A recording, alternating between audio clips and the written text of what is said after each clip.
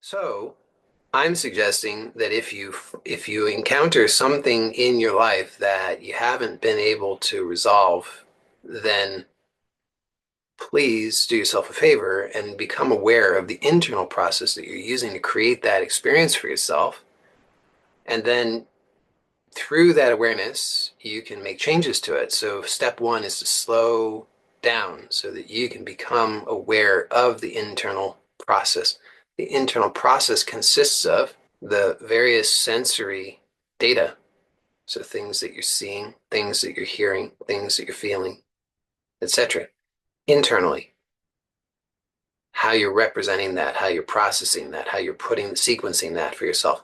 And it's like a program that then produces the outcome. And if you don't like the outcome, change what you're doing, which is the internal process.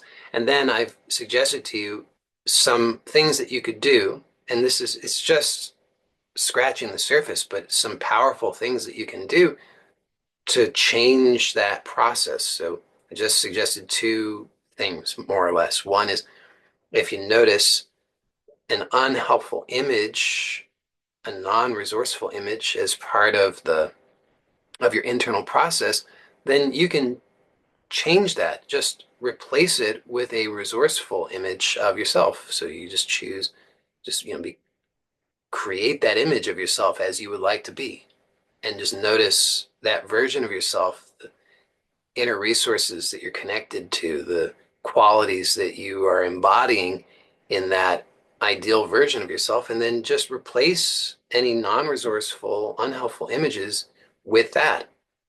And I know it seems like, oh, that's too simple, it couldn't work, but I promise you it will.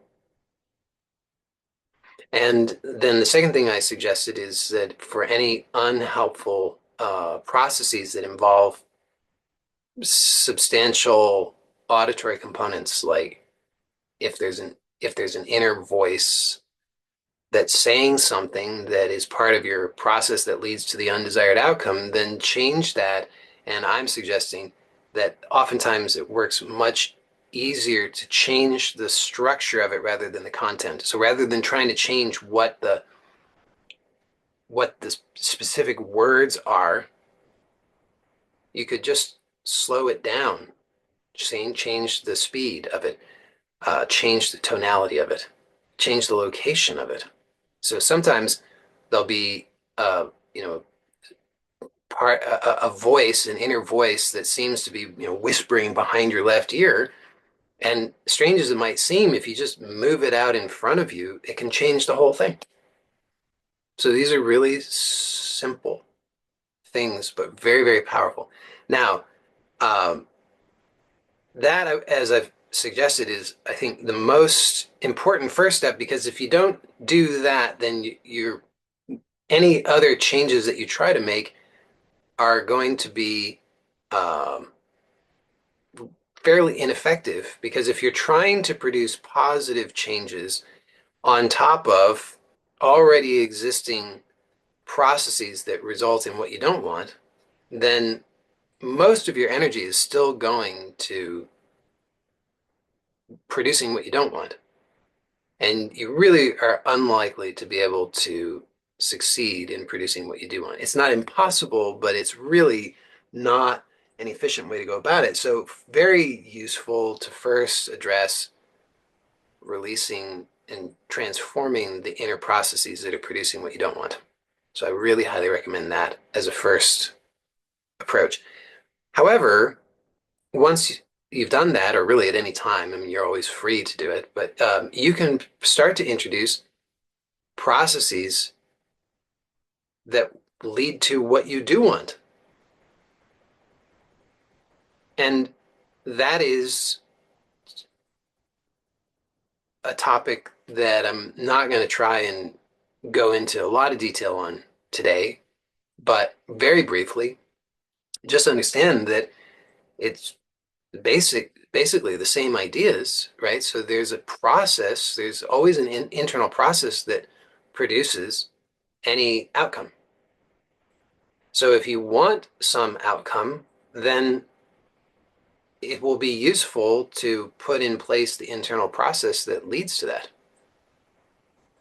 And um, you can approach this a lot of different ways, but one way to do it that is fairly time tested and proven is to model those who are already successful in achieving what it is that you want.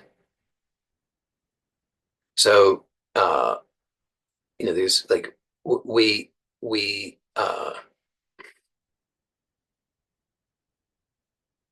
have ways of entraining to the internal processes of those around us.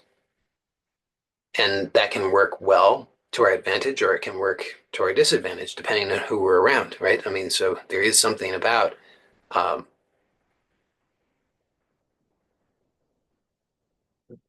choosing who you are going to be hanging around. Uh, if you're not if you're not already in a position, a strong enough position to be able to uh,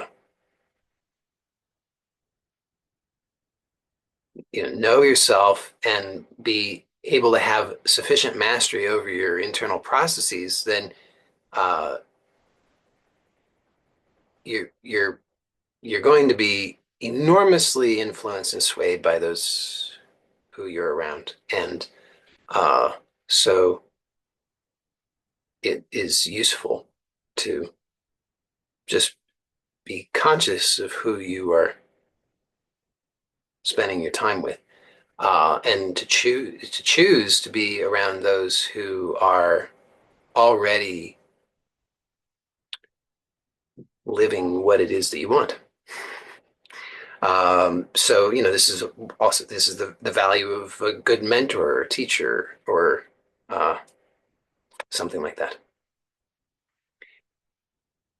With that said, though, you can also, to a certain extent, you can do this uh, by even if you're not even just from reading the writings of people, or even reading about certain people, or watching videos of people. So you don't necessarily, although in many cases it's ideal if you can be around these mentors or teachers who already are embodying and living what it is that you want. But a lot of the times, realistically, that's just not in the cards for us. But we can do that to a certain extent um, by, as I said, by reading the words of those people, even just seeing even the images of the people. So to um, and then to start to you can enhance that by consciously paying attention to what is the internal process that produces in them the outcome, and you can model that in yourself. So that is something that, like I said, it just scratches the surface, but you can really do